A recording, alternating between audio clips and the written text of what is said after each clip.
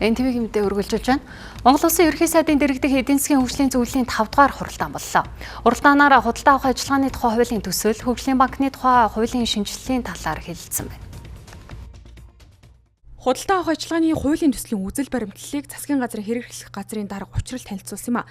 За одоогийн хууль нь бага үнийн дүнгээр өрсөлдөж чанаргүй худалдаа авалтыг дэмжсэн буруу жишг тогтсон тул цаашид чанарт суурилсан шалгуурыг урьдчил болгоно гэлээ. За үргэлжлүүлэн эдийн засгийн хөгжлийн зөвлөлийн гишүүд худалдаа авах ажиллагааны тухай хуулийн төсөлтэй холбоотой саналаа дараах байдлаар илэрхийллээ. За мөн тус зөвлөлийн хурлаар Монгол Улсын хөгжлийн банкны тухай хуульд орох өөрчлөлттэй танилцжээ. Бизнес явж байгаа цагт бол маргаан гарна.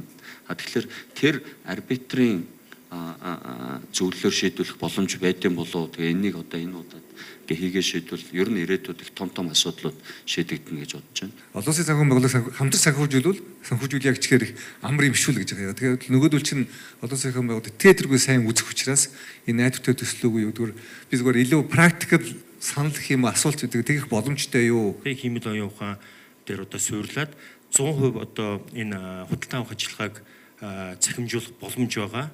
Тэгэд энэ талаасаа бид нэр ингээд шатаараатай бас арга хэмжээ авбал эргээд энэ хуулийн төсөлж хилцэгтэй батлаад хэрэгжүүлэхтэй болно.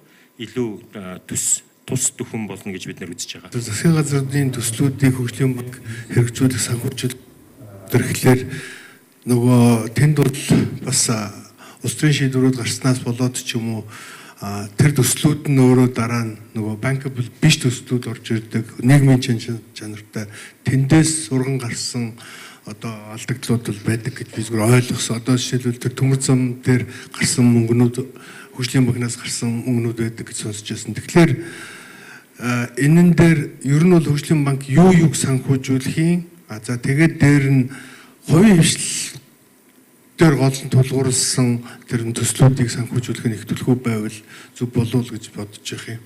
Цаашид хөгжлийн банкыг экспорт импортын баримжаатай банк болгож дөрмийн санг нэмэгдүүлэх санал твшүүлжээ. Эдийн засгийн төрөлжилтийг нэмэгдүүлж экспортыг дэмжих салбаруудыг онцолж зорилтод зах зээлээ тодорхойлсон байна. Өөрөөр хэлбэл хөгжлийн банкны зорилтод зах зээл нь сэргээгдэх эрчим хүч, хөдөө аж ахуй, байгаль орчин, уул уурхай, тээвэр, логистик боловсруулах үйлдвэр гэсэн салбар болно. Ингэхдээ улсын төсвөөсөө 100% эргэн төлөгдөх санхүүжилт хийхгүй бөгөөд төсөл санаачлагч 15% өөрөө хариуцдаг болно. За өмнөх алдаа дутагдлаа давтахгүй тулд бүх зээл олголт сонгон шалгаруулалтын мэдээллийг ил тод нээлттэй болох хуулийн төсөлд боловсруулсан байна. Тэгвэл Монгол Улсын ерөнхий сайд оюун эрдэнэ хөгжлийн банкны хуулийн төсөлд хувийн хвшлийн санал маш чухлаа гэдгийг дурдаад экспорт импортын баримжаатай Exim банк болохыг засгийн газар дэмжсэн. За удахгүй хуулийн төслийг улсын хурлд өргөн баримтлаа.